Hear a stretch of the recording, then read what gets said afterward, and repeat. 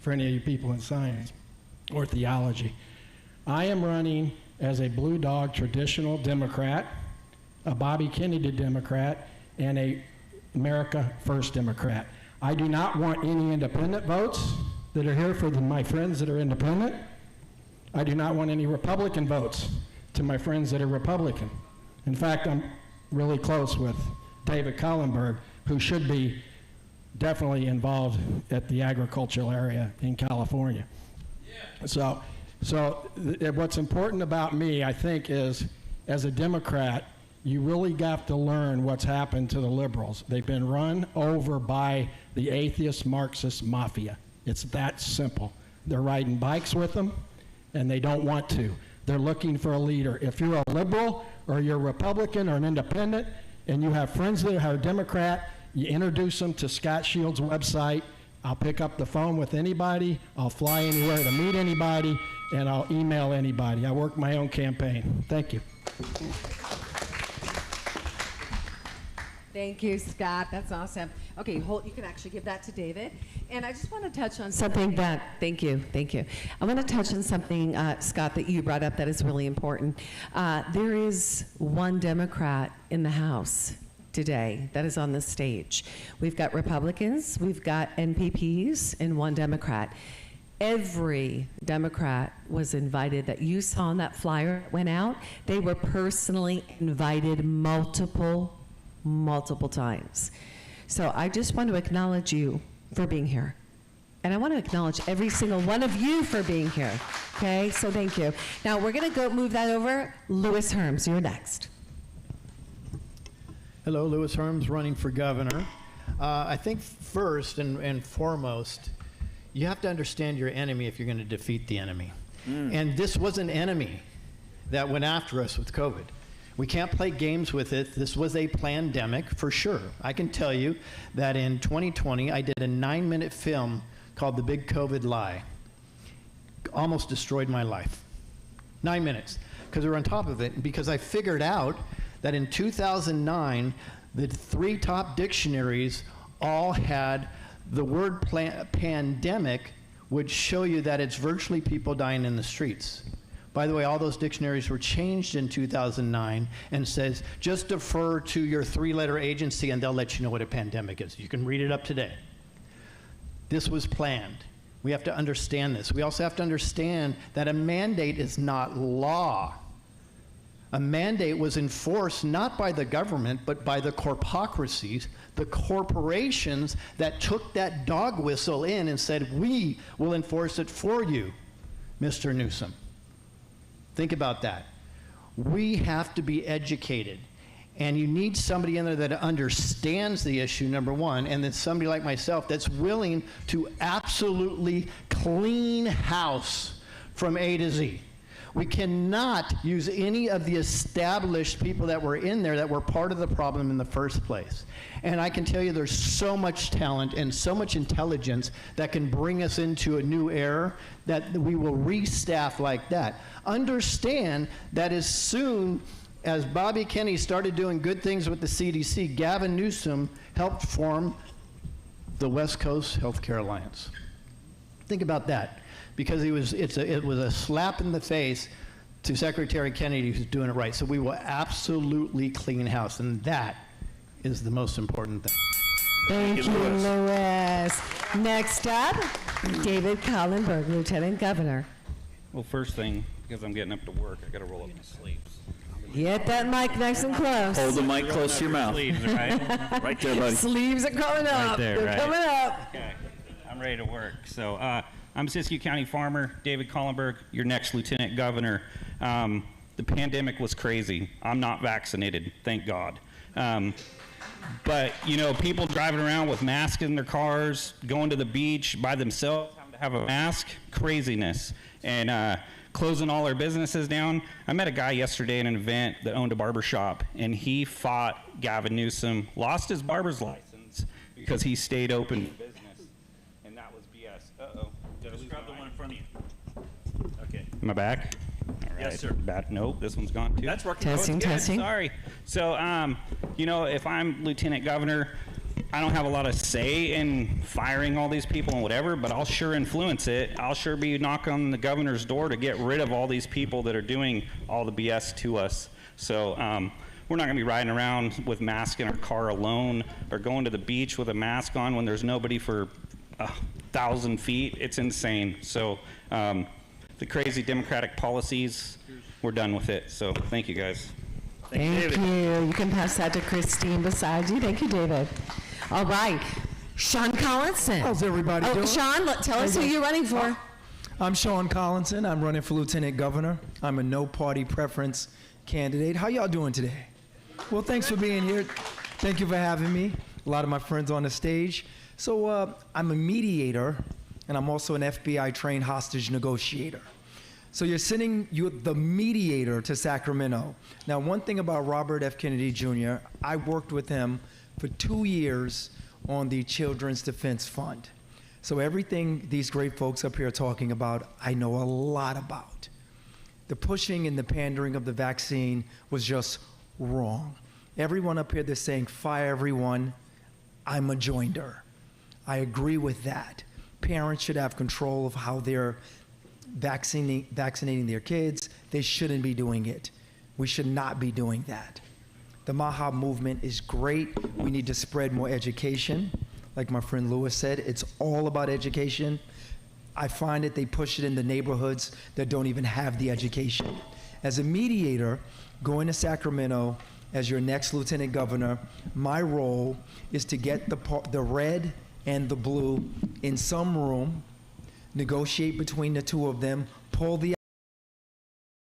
find common ground, and do what works for the people you elect. Stop playing politics as usual.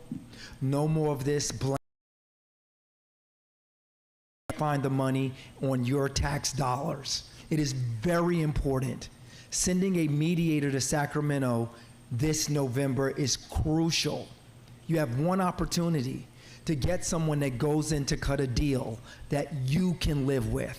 We carry California on our backs.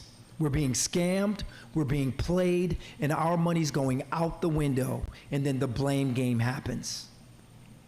So we have a choice. Thank you, Sean. Thank you, thank you. You can pass that mic back over. Good, good, good. All right, so let's go over to Chris. Do you need to be present to that question at all? Are you ready to go? Chris Bish. Chris Bish. Oh, I'm ready. For Congress, let's go. Hello, everybody. My name is Christine Bish, and I'm a candidate for Congress in California's 3rd Congressional District. Now, we're hearing from a lot of great people here today talking about what they're going to do when elected over MAHA and the unconstitutional lockdown. Well, I can tell you, as the only person in this room that's actually done something about it. I sued Gavin Newsom over the unconstitutional lockdown. I took him on with Harmeet Dillon as my attorney. Wow. And we were winning in the Ninth Circuit Court. And in there, what happened was, I was applying for a permit. I just wanted to have a rally. I was running for Congress and couldn't go knocking on doors. I couldn't have rallies. I couldn't have events. So they were interfering with a federal election. So I decided, after a March 1st event out at the Capitol, that I was going to have my own. So I applied for a permit, and I was turned down. Because I refused to comply with the restrictions that if I were to have a rally, that everyone would distance 6 feet apart, that everyone would wear a mask. Children from different families would not be allowed to play together. Now, I'm an investigator. I spent 10 years in a law firm, and I would never agree to that contract. So my response was to sue Gavin Newsom, sue the Secretary of State and the Department of Health for the state of California, and I can tell you right now how that case ended up. We were winning in the Ninth Circuit, and Gavin Newsom released us. And that's because his only chance to take me on was to go before the Supreme Court. You're welcome. And that is the fight that you're going to get from me, whether it's in California or Washington, D.C. I do not take no for an answer. Thank you. It just means try harder. Thank you, Chris Bish for Congress. Thank you, thank you. All right, next up we've got E.B. Lynch running for Lieutenant Governor. Well, thank you. Well, hello, California. My name is E.B. Lynch, and I'm running to be your California Lieutenant Governor. I'm going to take time, as I always try to do, and give my papa some time. So, if it's okay, I'm going to pray. Dear Heavenly Father, thank you for this opportunity to speak your word, Lord. Everywhere I go, it's not me that I want to be seen, it's your Holy Spirit. So please, Holy Spirit, take over right now and say what needs to be said. So, Amen.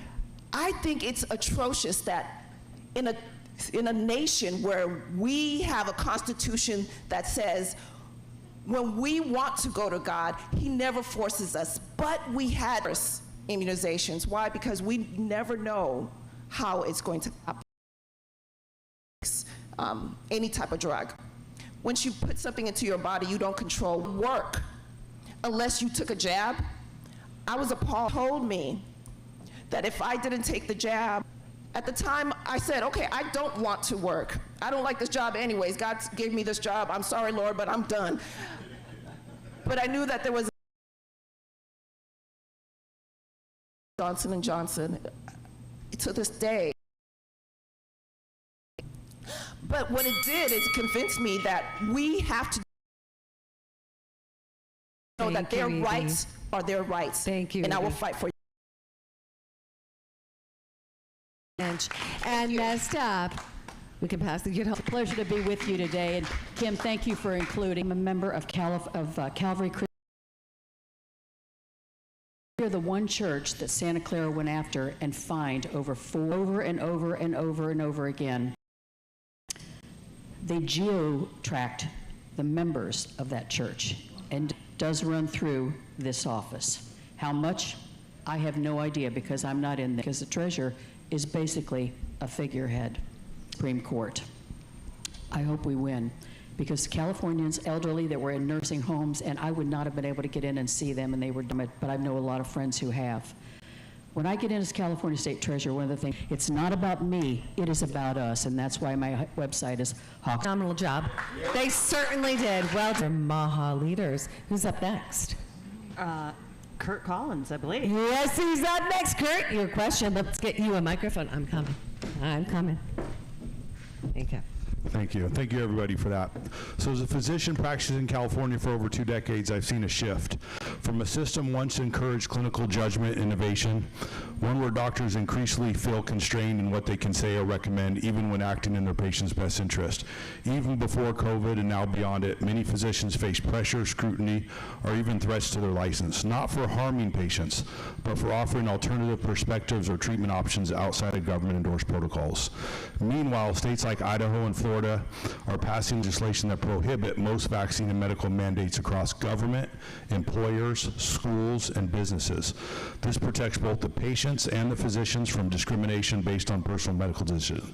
So my question for you guys is this: do you support similar legislation in California that would restore personal medical freedoms back to the parents, patients, and the doctors?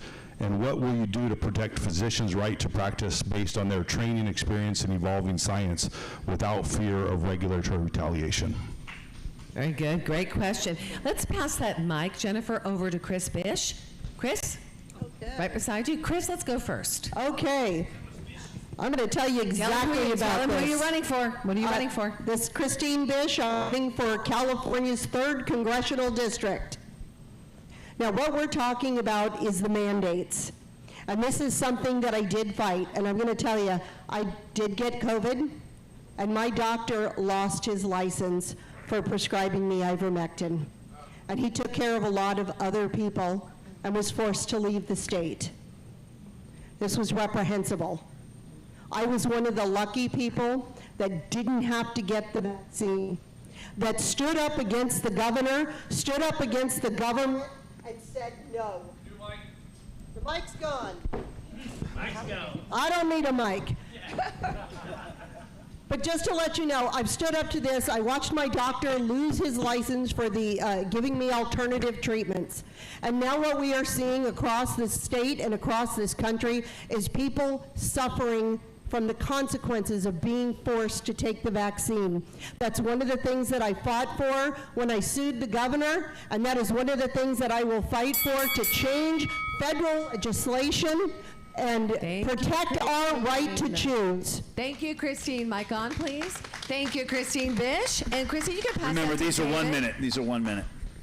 What was that? Just reminding these guys it's 1 minute. It's 1 minute. Yes, thank you, Doug. So these are 1 minute rounds. You did a great job. Hang on with that mic right there. And we're going to go now the opposite direction. So Jennifer, we're going to go to Jennifer. We're going to go from the inside out. We can get that mic back to her. Fantastic. Jen, say who you are and who you're running for each time. Jennifer Hawks, I'm running for California State Treasurer. Wow. Can we repeat the question? Do you support laws?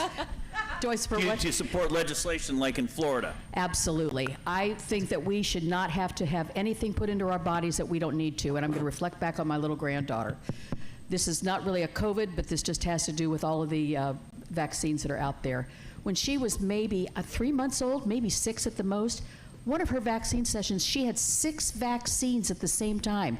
3 months old. I mean, I think that is just absolutely outrageous that we are doing this to our children, and we are seeing more and more of the results of pumping all this stuff into our kids. I think the time is now. As we're moving into this midterm election, we make sure our voice is very loud and very clear that we are taking our medical freedom back, and we mean business. And I am all for making sure that that works its way all the way up to the federal level, because this state has, I think, way overstepped. Thank you, Jennifer Hawks. Fantastic, excellent. And you can give that to E.B. Stand by, E.B. We're going to come on over to David Kallenberg, and then we'll go to you, E.B. David Kallenberg, running for Lieutenant Governor. I have 6 kids. You are not, I don't care what law, mandate you pass, you're not forcing me to do anything to my kids that I do not want to do or approve of, ever. And anyone that stands beside me, I will back them up 110%. So, not going to happen on my watch. Fantastic, thank you. You can pass that to Scott, and let's pop up E.B. Lynch. Okay, yes. So I know I only have 1 minute. So just like I said before, there should never be a time that the government is forcing us to put anything into our bodies. So yes, most definitely, not only will I support legislation, but once I'm in there, I'm going to help draft the legislation, because we were giving bodily autonomy by God, and only God can take that away. We should never have a government that says, hey, I know better than you, parent, what your child should have. We know now, because of the great work that's being done at the federal level, that a lot of those immunizations, so-called immunizations, have caused autism. And we can do better. We must do better. And that means that every single one of us has to stand up, because when I didn't stand up, I paid the price. So that we don't pay the price, our children don't pay the price, and the next generation will actually reap from us being able to do the right thing. So yes, I will support it. Fantastic, thank you, E.B. E.B. Lynch, running for Lieutenant Governor. Scott Shields. Scott Shields, I'm running for governor as a Democrat at shieldsforgovernor.com. I like potatoes, so I will definitely follow Idaho. Okay, without a doubt, I'll follow Idaho. I like Idaho, by the way. The other thing, so that answers that question. I didn't answer the first question very good. I apologize for that. But I think it's very important, education. I've met some very sharp people here. Daniel, constitutional education is a big deal. We need a California public broadcasting system. When I was in D.C., we didn't want to get rid of Voice of America. We wanted to fix it. Carrie Lake and many that you probably know and are around. I started a private sector Voice of America. It's doing well overseas. We're doing very well. We need a California public broadcasting system. It's who runs things that matter, not the system.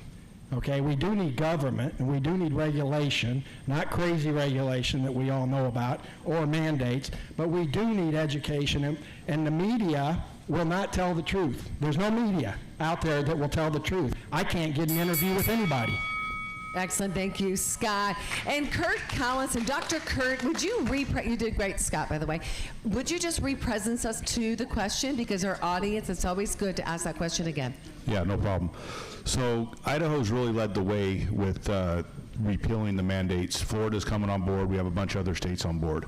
So I think what Californians want to know, especially those that have dealt with vaccine-injured kids, like many of us or know it, do you support our individual rights, and what specifically are you going to do when you get in office to make that happen? And it's a tall battle.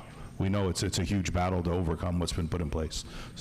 Fantastic. All right. So we had Scott. Sean Collinson, you're up. Sean Collinson, running for Lieutenant Governor. Look, my friend Gary, senior citizen, Gary was working out in the gym every single day. Gary was 68. He then went and took the vaccine.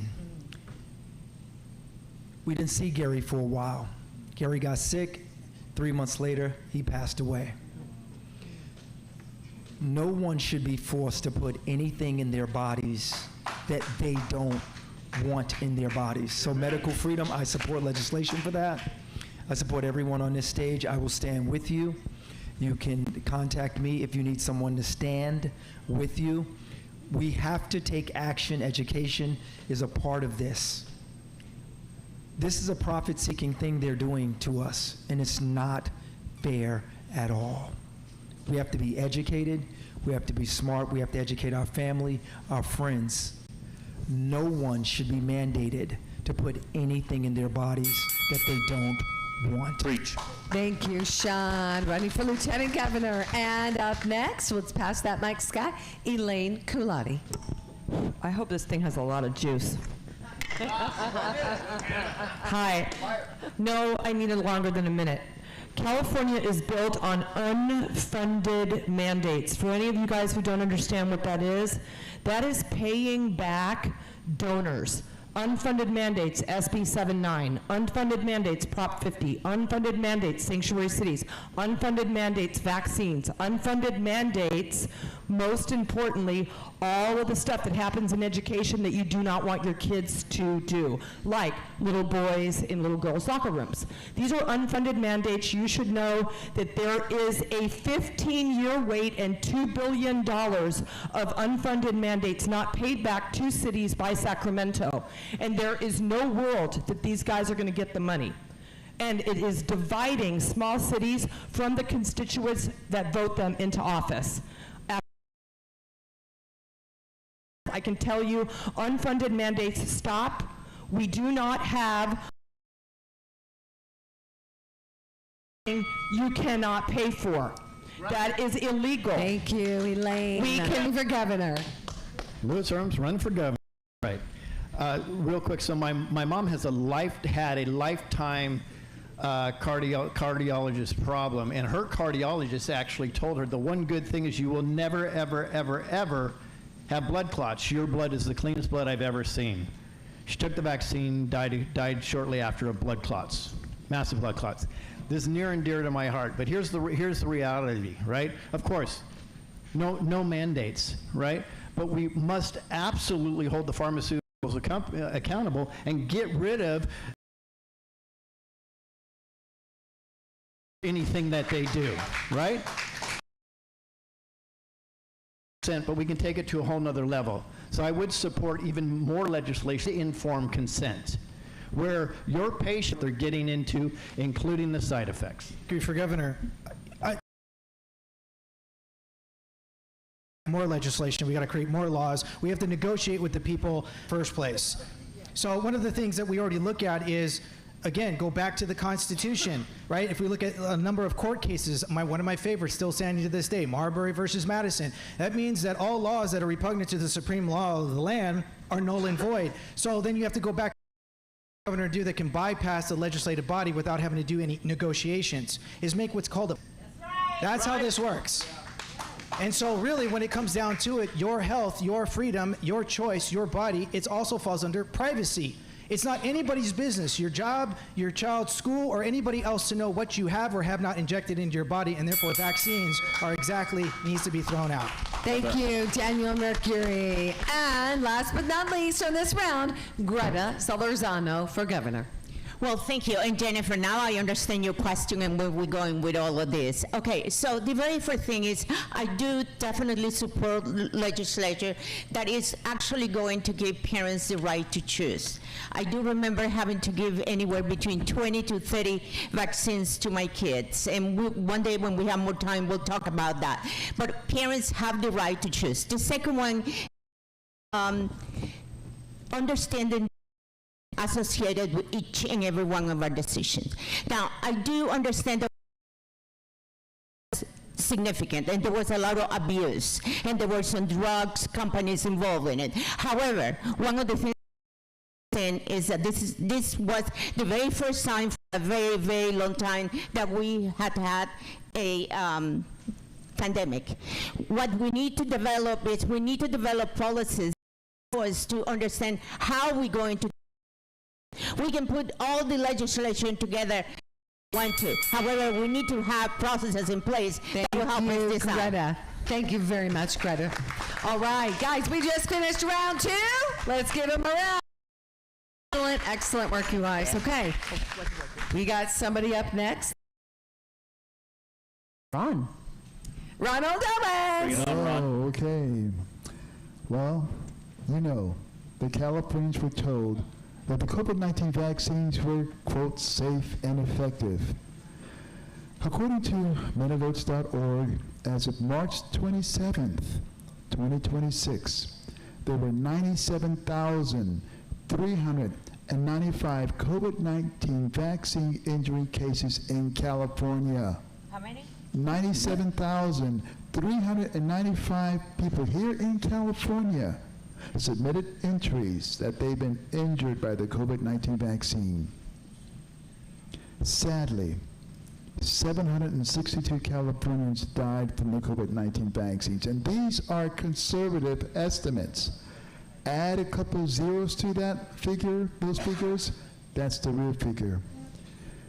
If you were elected, how would you address this humanitarian issue?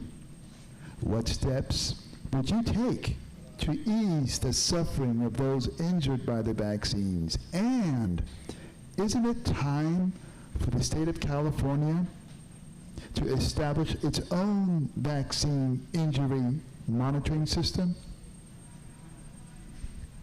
All right, Doug, I think we got to pause this. Okay. Because we just hit a ding, ding, ding, ding, ding. Like, we got to bring something to the table here. Doug? Can you switch to my computer? We're going to switch over to Doug's computer real quick. Now, Doug, let's just give a little bit of background because there's something you want to share right now. That question's a key ingredient to what you're going to discuss. You have a background in vaccines. In vaccines. So tell us a little bit about that real quick. And then. So before I was the Johnny Appleseed of election integrity, what brought me into the popular attention across the country nationally was that I was modeling the COVID epidemic in every county in America and in 30 countries. I also traveled throughout the Midwest for about 10 years lecturing on vaccines. How about that? So here we go. I'm a modeler.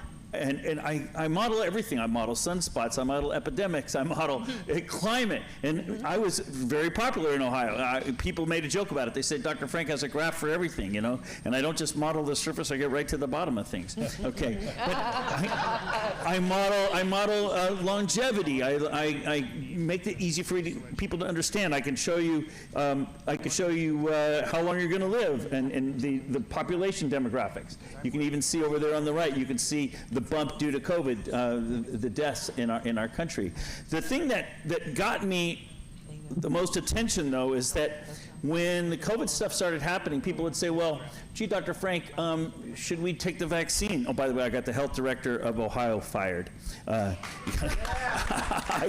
exposed that she was lying. She was reclassifying. See, I was modeling everything, and I could predict every state in the country. I could tell you in every county how many people were going to die every week. Oh, guys, somebody's on feedback back there. We're getting Mike from the back of the house. Is that all right? Okay. There we go. Sorry. And Doug, hang on one second. So we've got Steve Hilton on the Zoom on standby, so we can bring Steve in and put him up, Steve on the screen. Okay, fantastic. But let's go back to the graph first with Doug. So I want Steve to be able to hear this though. So let's pull that. Yeah. Hi, Steve. Good to see you. Welcome, welcome. And back to you, Doug, so and the graph. The biggest shock to me is I was able to predict all around the country. Suddenly I couldn't predict Ohio anymore. Can you hear me? It's Steve here. Hey, Steve, can you hear us okay? Can Steve hear us? 1, 2, 3, 4, 5. Can you hear that, Stephen? Steve, can you hear us? Hang on. I got you, yeah, hi. Okay, okay, good. Fantastic. We'll have you on Steve, in a second. We're so glad you're here. So, Steve, you just came in on a question. So, we're going to go back to that question in just a moment. And Doug Frank, Dr. Douglas G. Frank is representing us to, Doug, I'm going to pass it over to you. Right. So what happened was I discovered that the the health director of Ohio was lying. And we exposed that, and that's how we got her fired. What she was doing, she was reclassifying deaths from 6 months earlier as current deaths, and that's why my models quit working in Ohio. They were working everywhere else, so we exposed that. Anyway, she's running for governor now. People have a short memory span, I guess. But I was modeling excess deaths and whatnot. But the reason this is important is because the question is asking, what are we going to do with all these people that have been injured? Okay, and that is a real issue. What got me thrown off the internet was I made this graph. I showed the risk versus time. In other words, if you're going to have informed consent, you need to say somebody, imagine you line up 1,000 people and you say, we're going to give each of you a scoop of peanut butter, okay? And then somebody's going to have a shock reaction, an allergic reaction to it. Imagine if you line up 1,000 people and inject them with something, okay? You're going to have even worse issues. The definition of safe and effective is, according to the official definition, is 1 injury per million vaccinations. That's the official definition. And Ron just said that there were 97,395 injuries in the state and 762 deaths. 762. I mean, this is like far beyond. But the thing is the reason this is important is because the numbers show that our government was lying to us. And the numbers show that the problem is far worse than that. We all know how that turned out. It was not a good result. But if you do a graph showing the number of deaths reported by VAERS, the national setup for vaccine injury, you can see there's been a huge surge in the reports and then the excess expenses. I have a graph for everything. The excess expenses that, you remember all the people were saying, gee, after the vaccines, we're expecting all these turbo concerts. People were saying things like that. Well, here are the numbers. There's massive surges in this. So this is a real question.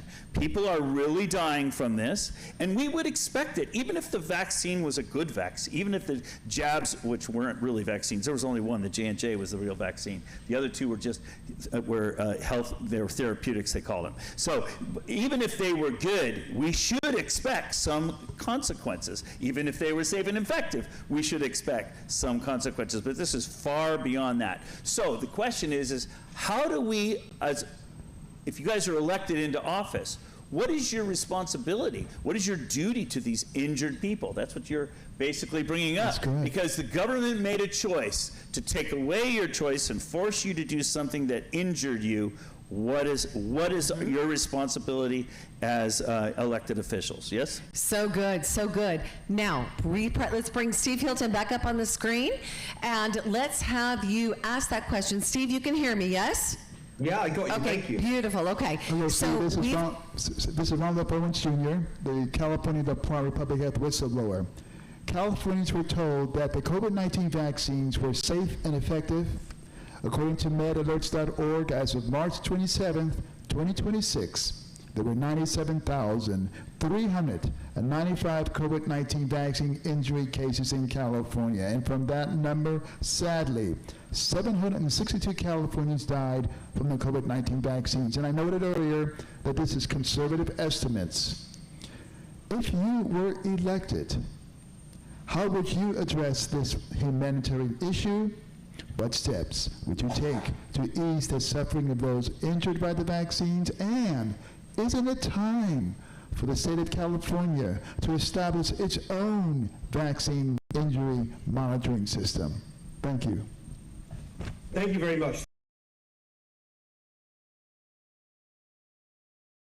I'm so happy to be part of it. I'm sorry I can't be with you in person. The aspect of the Maha agenda is something I've been passionate about for years, for more actually, and so I'm really, really proud and honored to be part of it. Specifically on vaccines, I just want to point out that I was the first to challenge right at the beginning of the whole thing.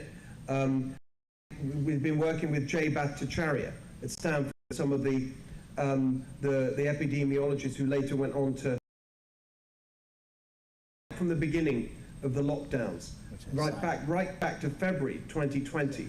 And so when the vaccines came out and the mandates were there, I put Jay on TV. We went together, we lobbied against them, the mandates, and we made clear that this is totally outrageous, unjustified on any grounds, on public health grounds, on any kind of grounds, and all the mandates should be dropped, all of them. And so that's the first point I want to make. And actually, you could take it further back than that. On all of these outrageous authoritarian moves around the pandemic, I was the first to call them out. Right at the beginning, the lockdowns, the mask mandates, all of it. I was the first anywhere to really challenge it. People said I had blood on my hands and all that kind of stuff taken off YouTube, etc. Right from the beginning of the pandemic. Specifically, I want to say that the... Let's give him another minute. Yeah, we're going to... I didn't realize we had no, you're good. No. Steve, we're going to give you a couple, and we're actually going to do... We're going to give you a couple more minutes here, okay? Because I know you're with us for a window, and then we're going to open that up for you guys to respond as well, okay? Thank you. Just a couple of things. First of all, we need a broad definition of vaccine injury, I think, which includes all those people who lost their jobs as a result of refusing to take a totally unjustified, to comply with a mandate. All those, that's also injury. And we need to remember that and not let that slip away. I actually said this in the first week of my campaign. In fact, I went and stood outside the French Laundry to say it, that as governor, on day one, I will appoint a COVID Accountability Commission. And we will look into all of this with legal force, including criminal prosecutions where necessary, and we will make sure that we have a process to take care of people who've been injured in all different ways, economically, physically, their health, all of that. We cannot and will not forget it. I've been incredibly strong on this from day one, and I'll be incredibly strong on it. Thank you, Steve. Stay with us, Steve. You some free. We're going to be able to make it all the way through, and I've got a couple more questions, but I'm going to give you a little bit more space right now. We're going to bring these over to 2 minutes. Hi, Steve. Hi, Len. How you doing, honey? Good to see you.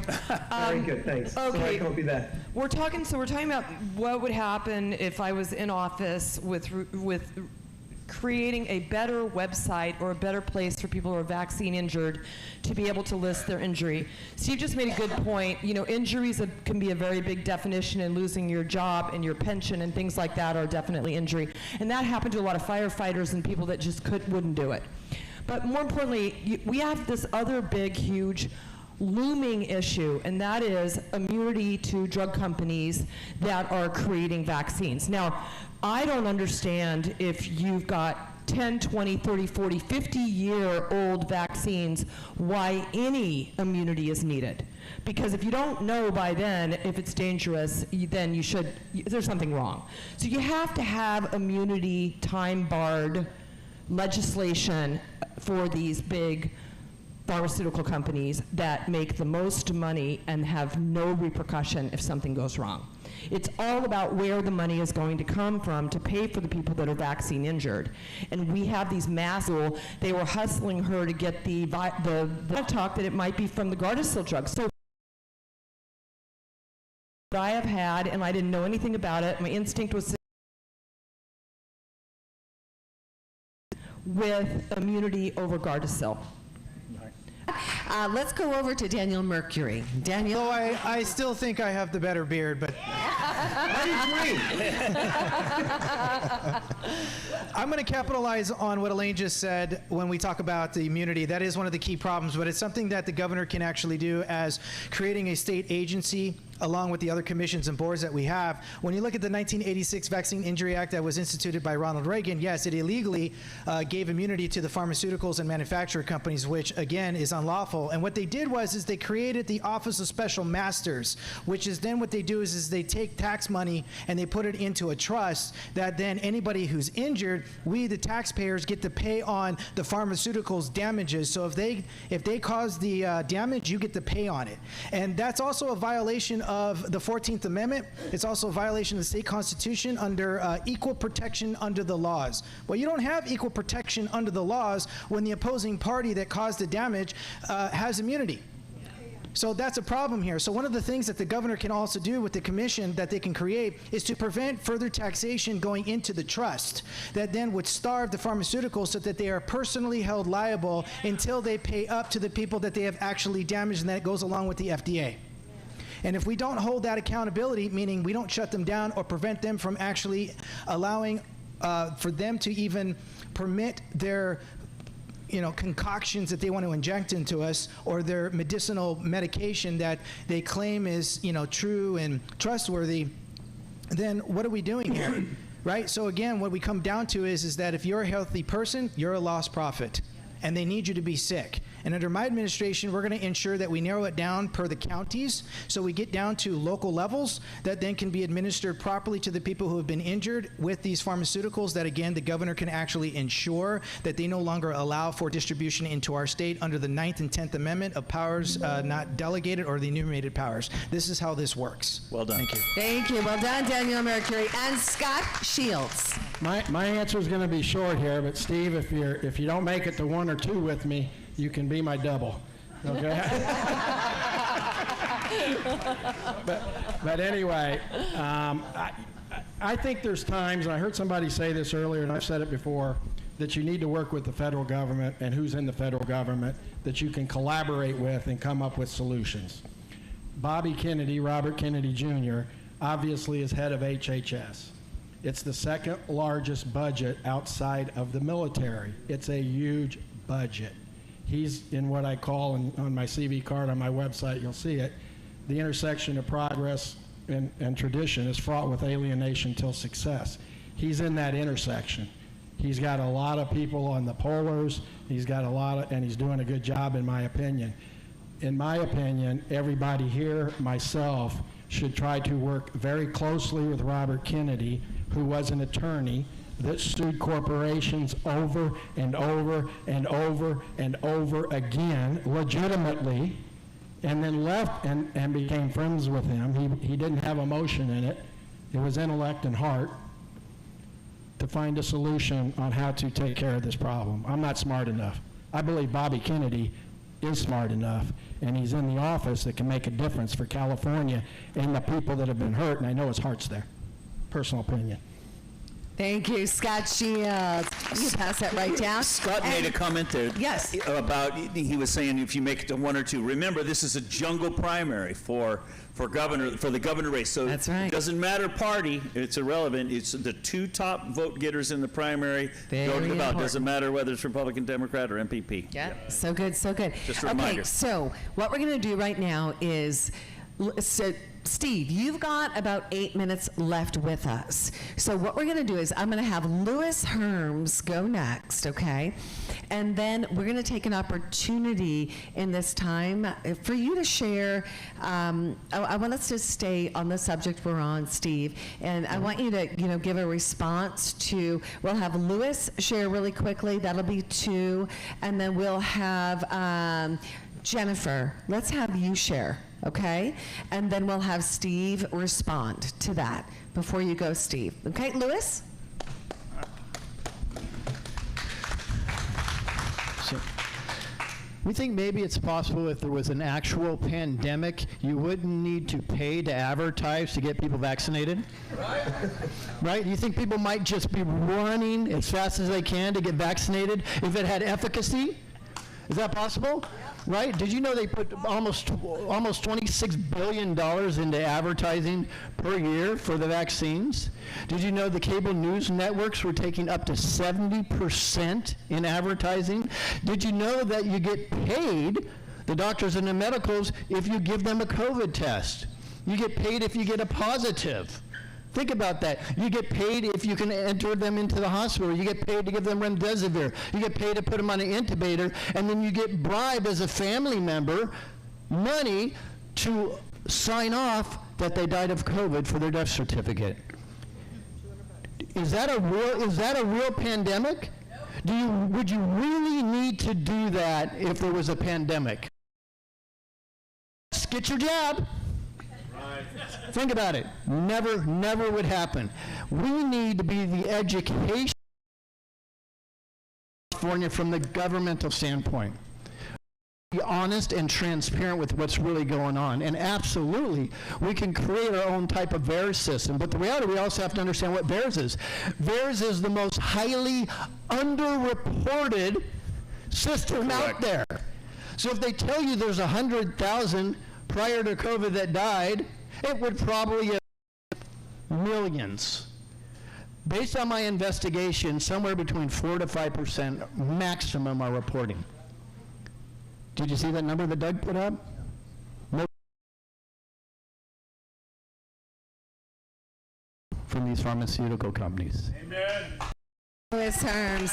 And Jennifer Hawks. Thank you so much. Good afternoon, Mr. Hilton. How are you? You're looking great. Good to see you, Jennifer. You're looking good. Well, the treasurer doesn't really make policy in the sense of what this question has to do with. So I'm going to use Steve. I'm going to use you as my example. I hope you don't mind. Steve Hilton gets in as governor, and I get in as treasurer. What's my job at that point? Number one, it's to align myself with Steve and make sure that his policies get pushed forward. And number two is to make sure that I manage the cash well. Because he ultimately will make the policies, and he will appoint a director of finance, and it's the director of finance and the controller and the treasurer that make the decisions for everything to flow out of. So independently, I can't create policy. I can suggest things, I can bring things to the table, I can be influential of the boards that I sit on, but that policy will be made a little higher up the food chain. But as a part of that administration, I will have a voice. That's how I will support what's going on here right now in regards to this money. Thank you. Excellent. Jennifer, back to you. So I want you to piggyback off of what was shared. Kim, this is the part, if I've got time available, gosh, this is the piece, the MAHA Leaders panel that I want to be a part of. So I'm going to pass it back to you. Why don't you share why? Thank you so much. I want to bring together, I suppose, what you might think of as the two pillars of the MAHA movement: health freedom, which we've just been discussing, and healthy living. And just going straight off what was just said, it's particularly by Lewis, I think that the antidote to big pharma is natural food. And that combination of the two pillars of the MAHA agenda, I think we should be leading in California, because we have this incredible ag industry that grows the healthy food that we want people to be eating so that they can avoid chronic disease. We don't need all this medication if you live healthily, and so on. We should be world leaders in that. And I really am so excited that the whole MAHA agenda has taken off in our party. It's just so wonderful to see. I've been arguing this stuff for years. If you look at a book that I wrote in 2015 called More Human, Designing a World Where People Come First, and you look at I remember the first time I met Nicole Shanahan, and I gave her a copy of the book, and I said, Nicole, read the chapters on food and the chapter on health, and you'll see that that's the agenda right there, and we talked about it many times afterwards. But back in the day, when I was arguing all this stuff years ago, it was seen honestly as more associated with the left. And it's so thrilling to me that we are now the leaders, that the president brought in Bobby Kennedy, and now they're working as a team, and we're having absolutely revolutionary change, and it's a Republican administration making that happen is just so fantastic, and that's what we need to replicate here in California. And as governor, I will be absolutely focused on this, both parts of it, health freedom and healthy living. And so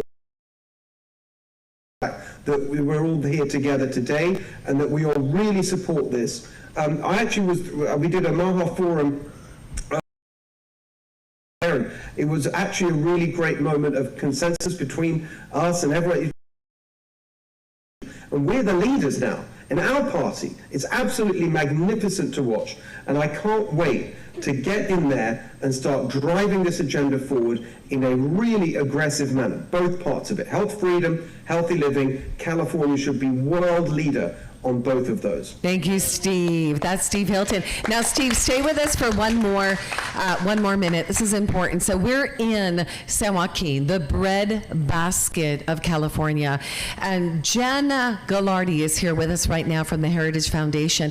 She's going to pull a question for you. And candidates, I want you to choose whether to respond to this question after Steve or the prior one. We're just going to kind of open it up and just keep this flow of conversation. So Jennifer? The prior question was on what victims, exactly, how to address the injury, or this question.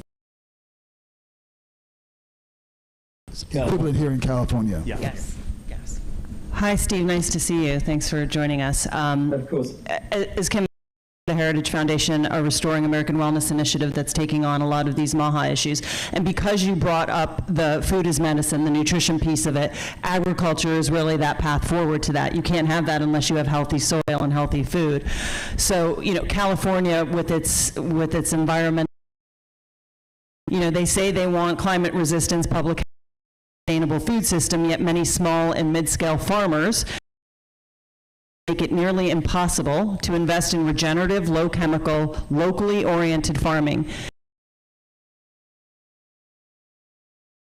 Permitting costs, limited access to local processing, and regulations written for industrial-scale agriculture. Farmers argue that California policy often penalizes diversification while favoring consolidation. What specific policy changes would you support to ensure California farmers can invest in regenerative, health-oriented practices, maintain control over their land and markets, and remain economically viable without being regulated out of existence by a one-size-fits-all rules? Yep. It's a beautiful question. I mean, in a sense, the answer is the question, which is we've got to do all of that. And I spent a lot of time in our great ag areas, spent a lot of time in every aspect with farmers in the fields, with workers, with processors. I've seen every side of it for years now. I've been traveling the state. Number one, the basic water. We've got to get more water, and Sigma is a response to artificial restrictions on water. We don't want groundwater depleted. That was the reason for Sigma. But actually, if we have more surface water deliveries, that wouldn't have happened in the first place. And so an immediate thing that we're going to do when I'm governor is get rid of the biological assessments in the State Water Resources Control Board, which actually divert the water. That's what's diverting the water out into the delta to protect the smelt and the salmon or whatever, rather than through the irrigation channels sending the water south. So that's the first immediate change that we can make. We can increase deliveries almost overnight just by making that change through appointments to the State Water Board.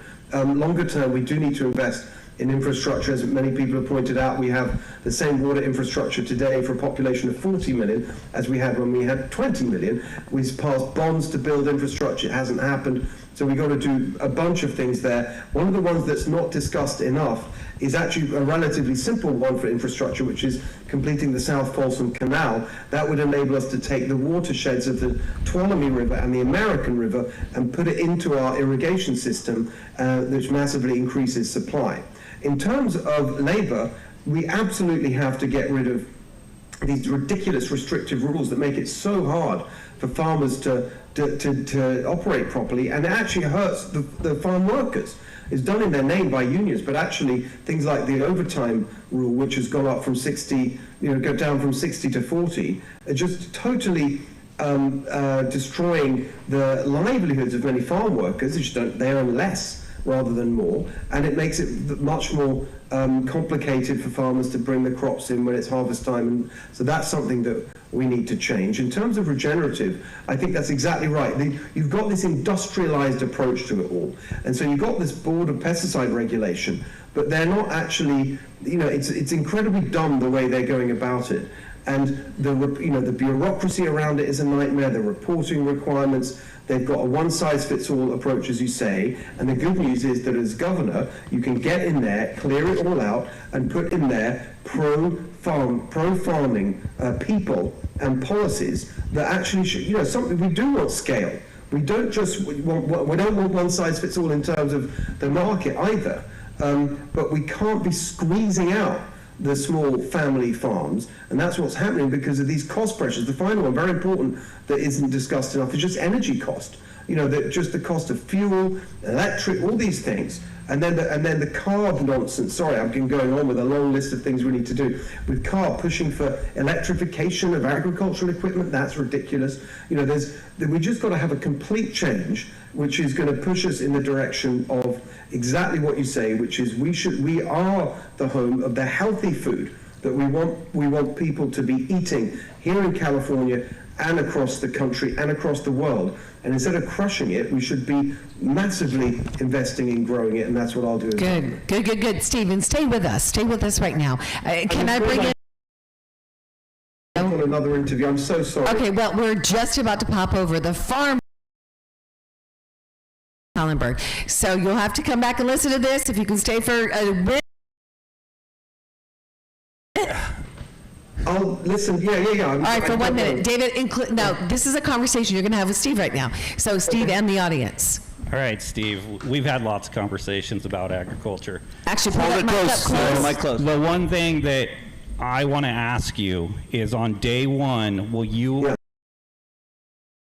drought regulations that are in effect? Yes. Why is this important? Because that's how the unelected officials control over the farmers. And so this is where a lieutenant governor does, and this is the number one thing I advocate for. Right now, 2030, they have their emergency drought regulations in until 2030, drought or no drought. Wow. And a governor has the right on day one to get rid of it. I've asked Steve this before. He said he would. I'm asking him again. He's saying he will. Yes. And I'm going to hold him accountable to this if he gets in.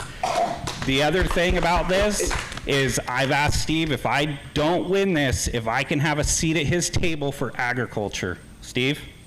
Yes, and I'm delighted to say that, because that's what we've got to do. We've got to get, at the moment you've got these ideologues and bureaucrats who don't know anything about farming, they don't know anything about nature. It's all out of books or paper or theory or whatever. They actually don't understand. And so we've got to clear all those ideologues out and put in practical people who understand deeply. The people who care most about our environment, about nature, are people who live in it and work in it, ranchers, farmers. That's what we've got to get into all these agencies. As on drought, you're 100% right. It's a man-made drought. No, sorry, a Democrat-made drought. It's artificially created in order to give them power over us, and it's got to go. Absolutely. Thank you, Steve. Beautiful. Thank you. All right, Elaine Kulati, you have not had an opportunity. Elaine, hold on. Have you gone and responded to the question yet? No. Okay, I just have to make sure I'm checking it. Hi, I Steve. said 2 hours. We need Greta to talk about too. Don't forget. All right, here we go. I have a question for the farmer. Greta, let's have you go next. Ready? Okay, first of all, I have a farm. I might be the only, except you. I farm 50 acres. About 10 is row vegetables, and believe it or not, out of 10 acres, we do about 2,500 CSA boxes a week in high season. There you go. It goes to our local schools. My water bill is not so bad because I have wells. My neighboring farmers with the same size of farm, their water bills are between $10,000 and $15,000 a month, and they pay my water bill dinners. That's how they pay their water bills. So I want to just ask real quick, just about this.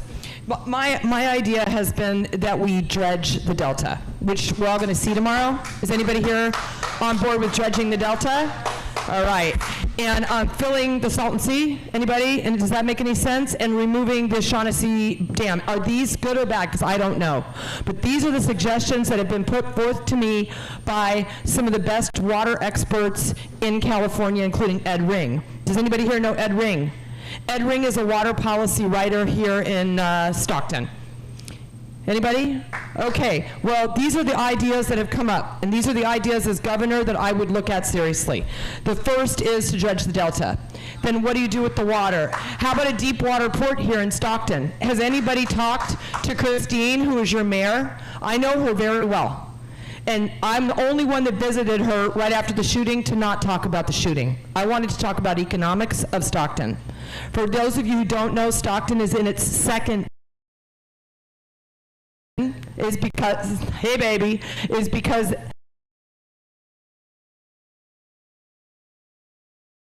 possible deep water ports in the country.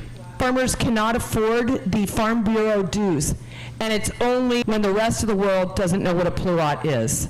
Large farming should fresh farm food on rail is 75% less than it is in any other mode of transport. Do a pay it forward, large ag will carry small farmed food across the country. Thank you. I'll tell you what, there is nothing like having it really was. Now you've got candidates here who did not get to speak yet, so this is really important. So what I'd like to do is, why don't we go to Chris Bish, and then Greta, I'm going to we're going to piggyback off of everything that's been spoken and let you pick it up from there. So we're talking about California, California water, California farms. Well, the money that comes in, the regulations that come in, the budgets that come to California, a lot of it goes through Congress because we do control the power. We have the power of the purse. We control the money that's coming in. And what we've seen in the government in Washington, D.C., especially with members of Congress, not remembering that their duty is home, and it is to work with the farmers. We have to remind California water regulators that the water that is in California does not originate in California. It comes down through the Rockies. It flows to the ocean, and this is where national comes in, where my job in Congress is to make sure that we put the halt on California thinking that they have ultimate control, because these are national security issues. Food security, that is a national security issue. Water management, this is a national security issue. And as your representative in Washington, I will work with our governor. Thank you. Very good. Very good. And you can pass that down. Just pass that down. We're going to work our way down there. Sean, Greta, we're going to have you go next, and then we'll have Sean Collinson go after that. So, Greta? Okay, so this is definitely one of my areas of expertise. I really enjoy talking about this. Farmers are in deep trouble right now. It's not only the energy cost that is coming up with all the crises that we have around the world, and 70% of our oil right here in California is actually imported. Then we have the fertilizers. 90% of all the fertilizer that we use here in California is actually imported. All this synthetic fertilizer. So the price of food, the price is definitely coming up. So I want to give you a little bit of a statistic. In California, we get about 200 million acre feet of water a year. So we really are not in a drought. Only 25% of that our infrastructure can actually handle. So my goal as a governor of California is to ensure that we do have the storage facility, 1. 2, that we have a recycling system, and 3, desalination plants. Thank you, Greta. Yes. That's super important, that what she said, that okay, statistic. Then let's hold that. 200 million acre feet of water. It comes down in our Sierras or across the state, but we only have the capacity right now to handle 25% of it. Okay, so, but for example, Shasta Dam, we already have the money allocated to increase the height of it, and all we need is a little more infrastructure, and there's no drought, and we have all the water we need. We just have to manage it a little bit. Before, the infrastructure is 40 years old, 60 years old, and here we are, population is growing, and we are not That's an investing in important it. statistic. We have the water, we just need to build the infrastructure to manage it. Exactly. Thank you. Yes. Yeah, so Well good, done. Greta, so good. Excellent. And why don't we go, Sean, you're up. Sean Collinson for Lieutenant Governor. The Lieutenant Governor's role is to work with the governor. So if it's Elaine Colati elected as governor, I will work with her, Lewis. I will work aside Lewis to make sure that the number one thing for farmers, I'm speaking to farmers, I live in Los Angeles. I go out to Camarillo. The regulation is killing them. It's also killing small businesses. These folks are carrying California on their backs. Do certain parties want healthy, organic food? They do not. They want to do it a completely different way. They do not want the farmers to make it. So it's very important. I commend you for what you're doing as a farmer. As a farmer, that is very important. A lot of people spend times at farmers markets. We just have to have reasonable things happening in California. And I think that this election season, we are being educated. There's folks that are coming along doing that. I will work aside the governor to make sure that that happens. Thank you. Thank you, Sean. Thank you, Sean. And E.B. Lynch. Well, hello. You know, what I keep hearing is the same theme. Like Dr. Frank said, we have the water, it's just not being utilized. People say, oh, we have a homeless problem. Well, I say we don't have a homeless problem. We don't have a water problem. We don't have a money problem. We have an integrity problem. Right. We have lawmakers who make laws for themselves and their buddies. We have to dredge the swamp here in California. We need to get new blood in there who truly understand what's happening at the lowest level. The farmers and the small businesses are the backbone of California and our nation, and yet we treat them like they're throwaways. Well, as your Lieutenant Governor, I am going to fight to make sure that that stops. We have to make sure that people who are coming into the Senate, who are coming into the legislature, have integrity. How do we do that? We do the work of researching what they did, not what they say. Because people could tell you anything. But my job is to protect you and your interest. So I'm going to make sure that the commissions are filled by people with integrity. I'm going to make sure that whatever party, I'll work with them to elect people that have integrity, because that's what we need to bring back to California. Thank you. Amen. Thank you, E.B. So good, so good. All right, I'm going to do a little bit of a roll call. Scott, you have not gone yet. That is correct. You've not gone yet. And Daniel, did you go yet on this question? On farming? What was that? Yeah, you did not go on this question. Okay, so I'm going to have Scott go, then Daniel, and I think we've hit everybody, right? Farming. I think your rule was, though, if you win the question, you're not. Yeah, no, choose one or combine them together, because we want to hit that last question, but I want to give you guys the opportunity to be heard, right? Sure. Okay, so let's do this. Scott, let's have you go, and then Daniel will have you go. I'll be quick. Like Steve, and Steve, he's not on right now. No, he's gone. No, he's gone. David, that was great, getting him to commit to you. He poached my lieutenant. Great. He poached my lieutenant governor guy. Okay, I just lost him. Are you two available? So, no, I've had the pleasure of talking to Edie and everybody here. Anybody that's a governor, Democrat or Republican, that's watching this show on the other debates should watch this. These are really, really sharp people. Myself, I guess I'm kind of sharp. But anyway, in the crypto area, we've set up a crypto commission, and finances do matter to solve California. A lot of people don't know crypto. I'm not saying buy it, I'm not saying sell it. We've got an 18-month rollout plan. We offered it to President Bush and David Sachs. I couldn't work with either one of them at the time.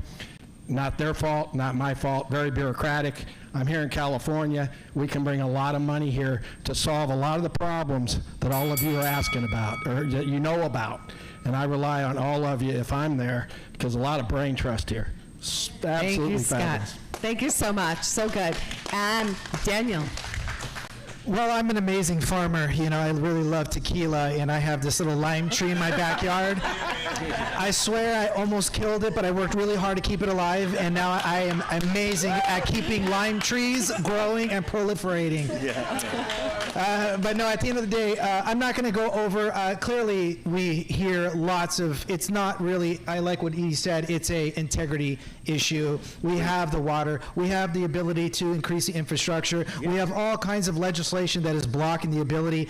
I'm just going to touch on real briefly, one of the things when I look in the state constitution, it talks about riparian rights, which is basically water rights for people who own farming and land that, you know, natural resources sort of flow through, that the state takes advantage of to then rechannel and move and shift elsewhere that they can actually siphon, and then it starves out that area. And one of the things that they do is they do it on purpose because they know that agriculturally, and just give me a moment before this goes, the buzzer goes, and I think it's important.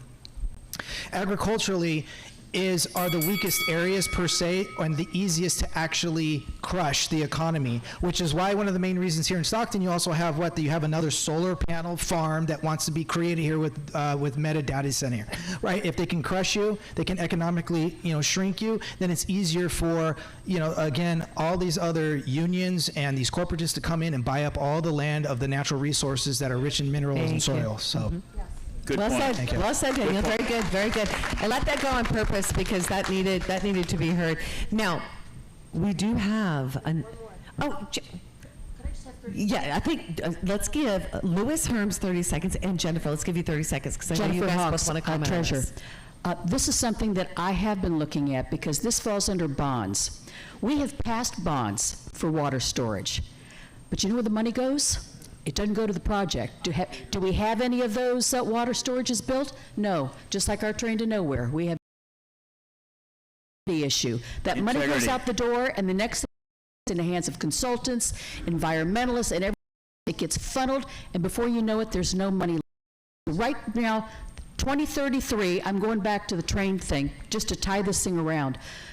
The train bond that we put out in 2008 comes due in 2033. It is right around the corner. It is the same problem that we have with the water storage and everything else. Thank you. So good, Jennifer. And let's go to Louis Herms. 30 seconds, Louis.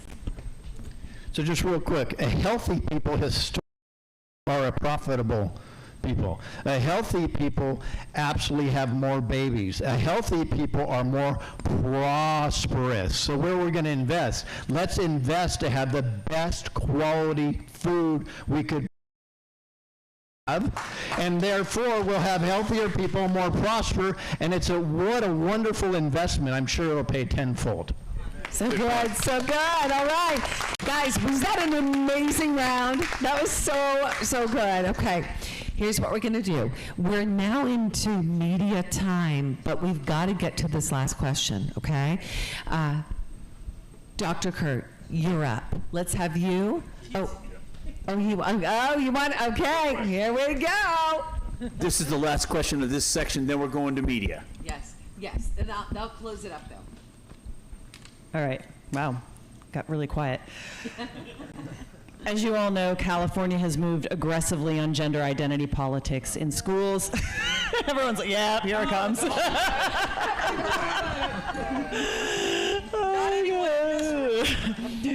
Gender identity politics in schools, healthcare, and child welfare. And many parents believe the state is crossing a dangerous line. Critics point to proposals like SB 934, which they argue could expand the state's authority in cases where parents decline to affirm a child's asserted gender identity. Do you support any policy that would allow the state to investigate, override? This seems like a simple yes or no question. So this one should go pretty quickly. Do you support any policy that would allow the state to investigate, override, or remove children from their homes based on a parent's refusal to affirm societal or medical gender transitions? And if not, where do you draw a hard line to protect parental rights and prevent government intrusion into family decision-making? Daniel Mercury, you were the last to go. We're going to give you up as the first now. Okay. How much time do I get? 5, 6 minutes? No. So let's give you your funny. Let's do this, guys. Let's. You can do that in a minute. Yeah. Yeah, and then I'll let you guys do after this. We'll do closing statements. Okay. Okay. Go on. Well, first off, no. I don't support any legislation, any furthering of any of these laws into transgenderism or infringing upon parental rights. The parental rights really comes from the laws of nature and of nature's God, which is written in the Declaration of Independence. So government doesn't have any right to actually infringe upon a parental decision with their child. And if anything, it's doing nothing but causing more harm to our children when you do that. And of course, when you look at the statistics when it comes to children who are getting put on hormone blockers and so on, they actually have a higher suicide rate. And, you know, it's unfortunate to placate and pander to this advocacy. So one of the things that I'm going to be focusing on, we have the Judicial Performance Committee that the governor can actually appoint the 11 bodies to begin investigations to start removing these judges who are. Thank you. That's just one thing. Very good, very good. You can give that to Greta. Greta, we're going to have you go next. This is definitely something that I'm really interested in. And one of the things that I was doing is I was looking at some of the kids that are in kindergarten that live in my neighborhood. And these kids come with all those rainbow things. And I'm wondering, why does a kindergarten kid needs to understand that is a crime, that is brainwashing our kids, and that is destroying our society? Kids that are 10 to 13 get to see equipment that they are used for male and females that want to change their sexes. As a governor of California, one of the things that I will do is I will hold the education for the curriculum. I will make the curriculum transparent, and I will open school of choice. I want to make sure that parents have the to a private school, because I didn't influenced by these policies. As a governor of California, I will make sure that kids have the right to attend to schools where they are not being indoctrinated. Very good. Thank you, Greta. And let's go over to Chris Bish. Chris, the microphone. Thank you. Excellent. Christine. Hey everybody, it's Christine Bish, candidate for Congress in California's 3rd Congressional District. Now, gender identity. It's not about gender, it's about sex. And you can't choose what it is. But there's something I did want to bring up, and this is at the federal level, where we have to have uniform birth certificates across the country. Because I want to read this real quick.